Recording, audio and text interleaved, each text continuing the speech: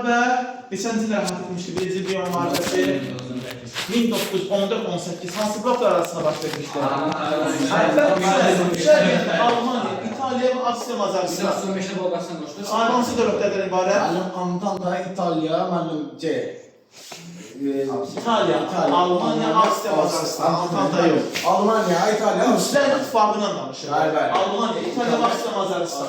Bəs bu blok nə vaxt dövlət ittifaqına çevrildi? 15-ci ildə. Bolqaristandan yox. Çünki İtaliya nə vaxt tərk etmişdi? 1915-ci yazında Londonda Fransa, İtaliya, İngiltərə və Çar Rusiyasında gizli konferans keçirildi və söhbətləşmə keçirildi. Bir sıra ərazilər müqabilində İtaliya keçdi Antantanın tərəfinə və bu boşluğu Bolqaristanla doldurdu Almanya. Yəni Osmanlı, Bolqaristan, Avstriya, Macaristan, Almaniya 1915-ci sentyabrında dövlət ittifaqı yarandı və müharibədə hansı blok qalib gəldi İsmail? Kimə qalib gəldi? Dövlət ittifaqı. Hansı səbəblərdən qalib oldu? Mən bir hərbi qüvvəsi belə deyil, silahlar çox. Mənim canlı qüvvəsi mənim çox iyi, mənim. Avşin köməyi. Avşin maliyyə dəstəyi, sonra Mənim hərbi iqtisadiyyatdan güclü idi, Avşin maliyyə dəstəyi. Deməli, Avşin hərbi yox, əsasən maliyyə dəstəyi.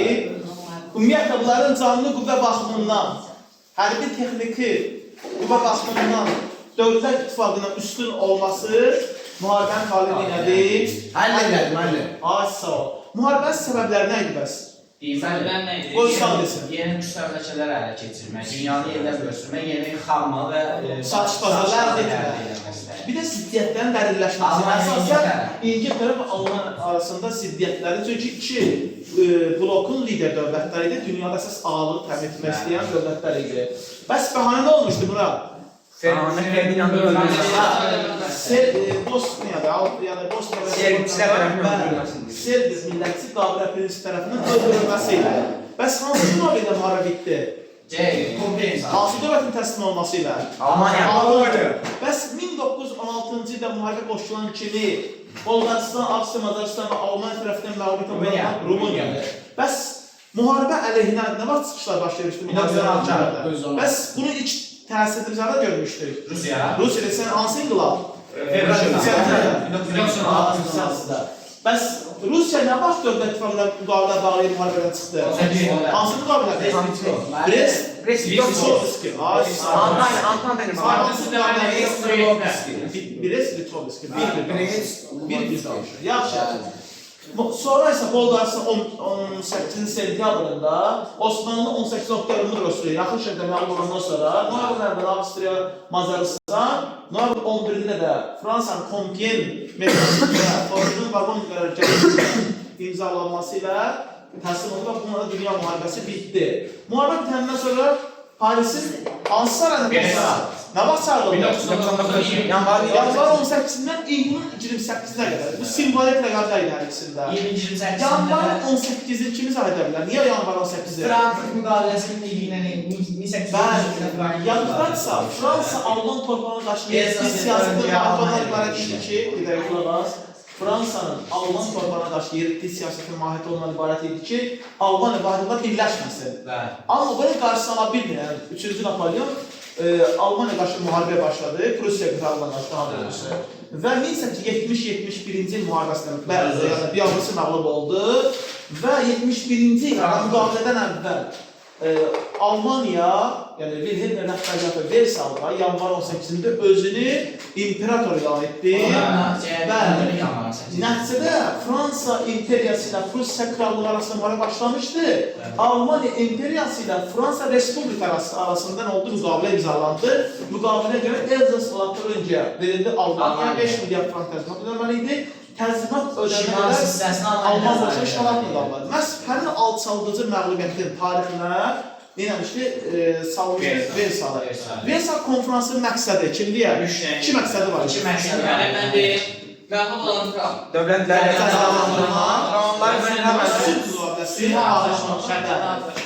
hazırlamaq və buyur. Mənim məğlub olan şeydir. Dövlətləri Amma mən onları sıralamıyorum. Sülh müqaviləsi bağlamadan ibarət idi. Hara çağırılmışdı? Fransanın Paris. Bəs burada 3 əsas dövlət rol oynayırdı. Aparıcı hansı dövlətlər? Fransa, İngiltərə, ABŞ. Bəs konfransa kimlər çağırılmamışdı? Rusiya, Bir də niyə Çar Rusiyası çağırılmamışdı? Bu Antantanın Güvənli olmuşdu mən. Sovet Rusiyası, Çar Rusiyası yox, Sovet Rusiyası. Niyə çağırılmamışdı? Nə olmuş? Yox, çünki müttəfiqlərinə xəyanət edirlər. Bu xəyanət kimi qiymətləndirilir. Onların rəyini nəzərə almadan, razılaşmadan separat, yəni bir tərəfli aydındır, öz qərarı ilə müharibədən çıxaraq onları çətin vəziyyətə qoyduğu üçün məhz məğlub dövlətlər yəni ki, Sovet artıq o zaman Sovet Rusiyası idi bu. Aydın oldu, artıq bunun xətt çəkilib olub nə? Sovet Rusiyası. O vaxtı mən Bolşeviklər hakimiyyətə ələ keçirib. Bəli, düzdür. Və konfransda Vidrovicovun hansı maddəsi? 14 maddəsi. Qoy bırak desin. Bizdə diplomatik əlaqə saxlamalı idi. Ondan sonra Bizim diplomatiyada imtina, bir, xalqlar öz müstəqilliyini təmin etməli idi. bir də silahlanma. Silahlanma. İkisi də diplomatiya, silahlanma və xalqların öz müqəddəratını təyin etmə. Bunlardan üçü daha önəmli. Biri daha önəmli. Hansı? Xalqların öz tərəqqəsini. Bu da nəticə etibarilə milli azadlıq problemlərini necə yaradacaq. Yaxşı, bəs konfrans öz işini başa çatdırdı. iyulun 28-də niyə həmin gün təyin olmuşdu konfransa? Dünya müharibəsinin Və başlanması səbəbi hadisi, bu da simvolik idi, rəqəm idi ki, məhz dünya müharibəsinin başlanmasına, yəni səbəb olan hadisənin baş verdiyi gündən salınmışdı və həmin gün hansı dövlətlə müqavilə imzalandı? Almaniya. Almaniya, hansı müqavilə? Paris sülhü. Paris sülhü neçə hissədən ibarətdir? 2 hissədən. Hansı? Ərazi və ərazi şərtləri. Hanı hissəsi? Paris Sülh Konferansında Almaniya belə deyək də müharibənin onun səbəbi etiraf edir.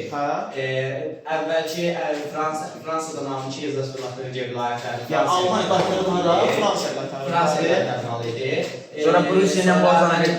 Avstriya ilə birləşməməsinə dair öhdəlik götürürdü.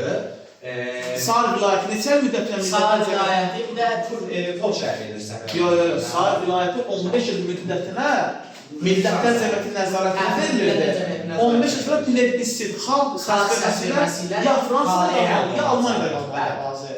Yaxşı, bəs tutarsa 18-ci əsr sonlarında Rusiya, Avstriya və Çar Rusiyasına bölüşdürülən Polşa dövlətinin olduğu bərpa oldu.